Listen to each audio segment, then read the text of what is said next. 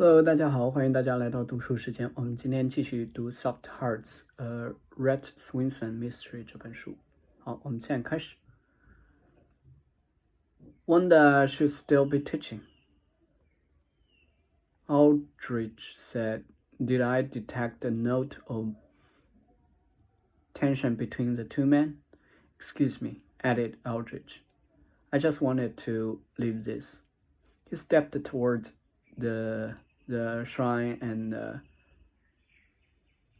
set up a small framed photo of himself.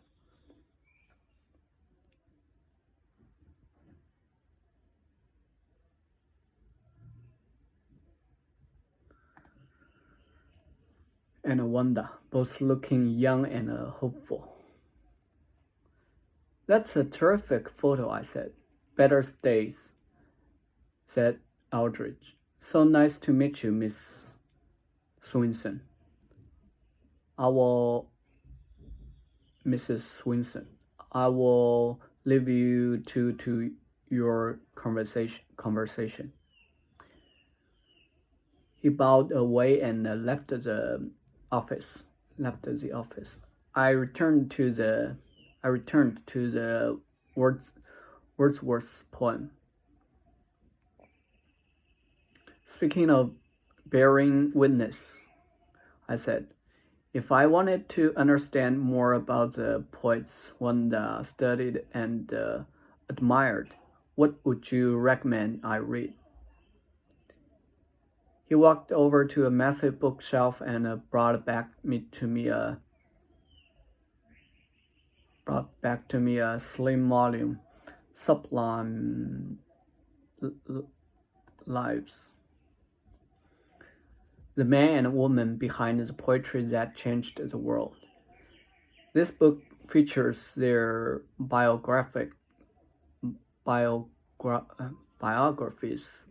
alongside their poetry. Understand them and maybe you will understand Wanda a little better too. I said, "Did Wanda ever write poetry herself?" "She did, in fact. She published several poems in the school literary magazine, for which she was the faculty editor until last year."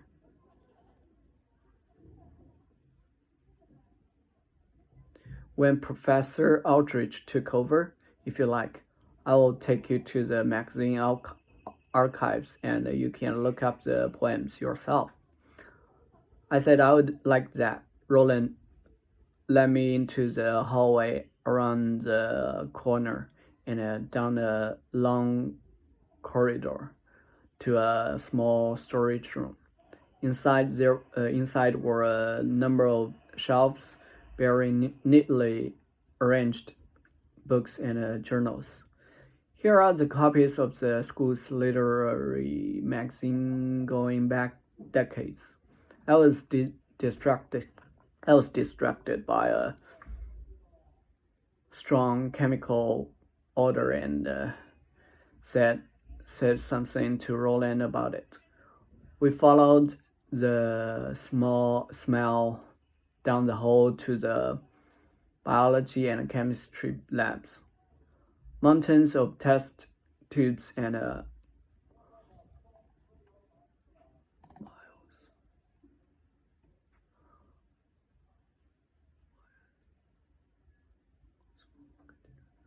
vials, cylindrical and made of glass used holding liquid medicines. Tubes and vials sat on the counters alongside glass bottles containing God knows what chemicals. There didn't seem to be anyone around. "Remember what I said about staffing?" Roland commented.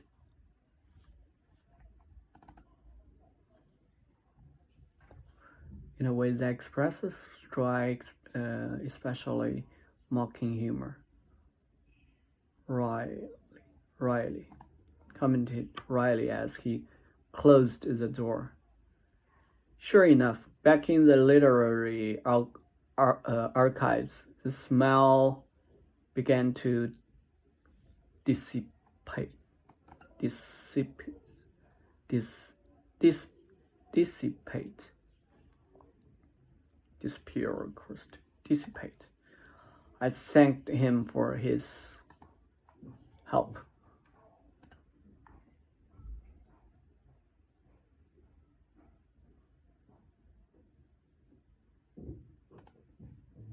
Take your time, just pull the door closed when you leave.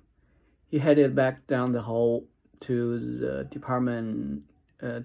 departmental office and his paper grading. Each issue of the literary magazine sported a table of contents with titles and contributor names. So it didn't take long to find 3 issues in which Wanda had published her own work. Still feeling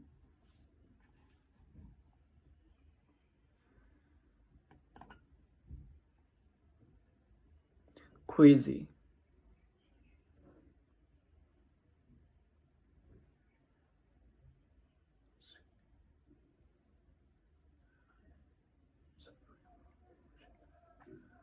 Still feeling queasy from the chemicals down the hall. I quickly took photos of her poems to look at later. On my way out, I poked my head into the English office to thank Professor Rowland again and wish him good luck with the term papers. As I leaving the building, I passed a bulletin board. Past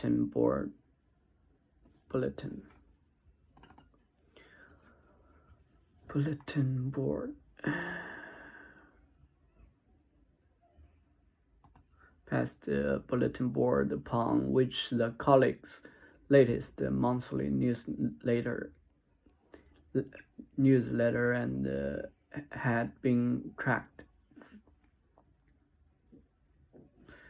One headline caught my eye.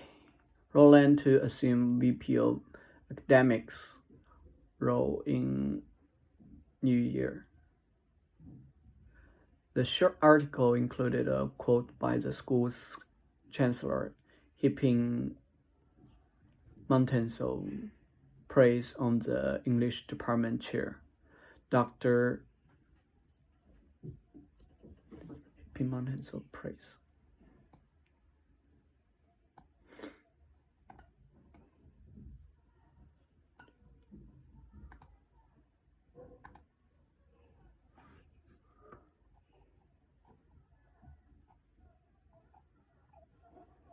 Mountains, English, Chinese.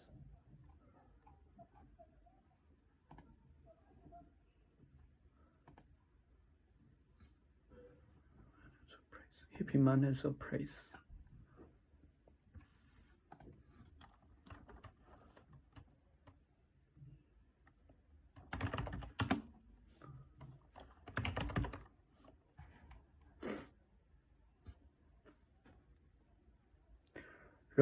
Dr. Rowland has never wavered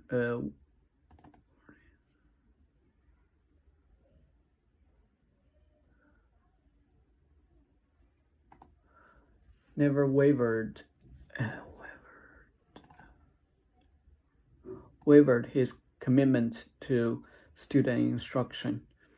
The chancellor was quoted as saying, the chancellor was especially complimentary of how Rowland had managed to keep the costs of instruction down through the creative use of adjunct talent.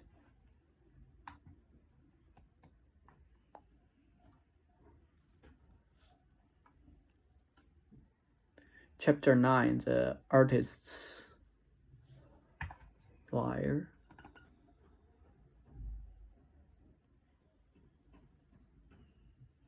lay, place where a wild animal, especially a fierce or dangerous one, lives.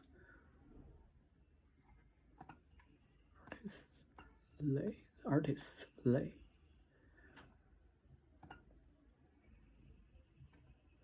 A nest, lay. With most of my day still looming like a long shadow, looming is a vague form.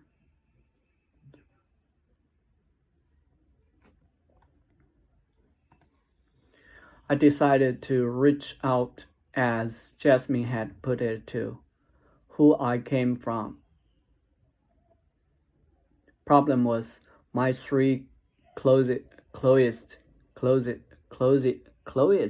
friends in Raleigh, all successful professionals, rarely stayed still long enough to be cornered for a get-together. So I was shocked when a quick flurry smell, swallowing, mess, something, especially snow or leaves. Quick flurry of texts produced an impromptu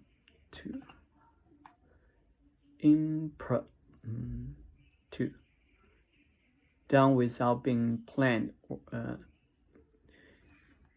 Impromptu. Unrehearsed. Produced an impromptu gathering with all three of them. The most reclusive of the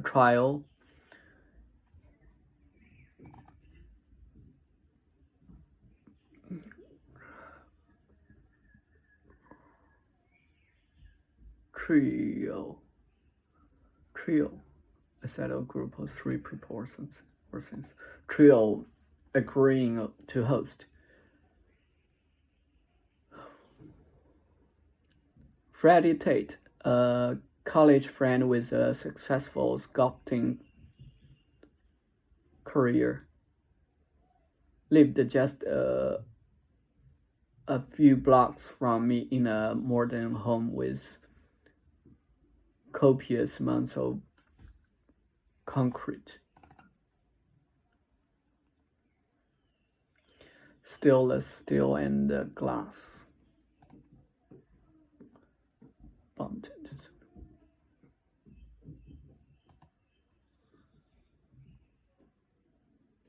And glass. Bald since college, he greeted me at the door, took one look at the two wine bottles in my hand, and produced an expression that might have come off as think had mean.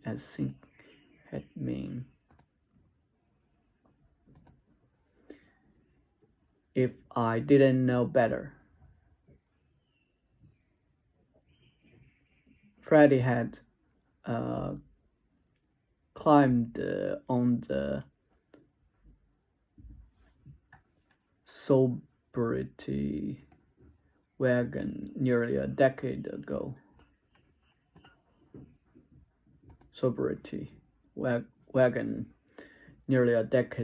And lived a mostly Spartan life.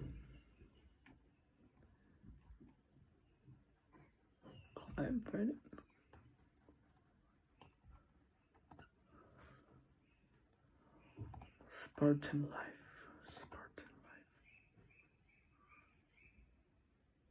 Rarely dating totally devoted to his art and healthy lifestyle.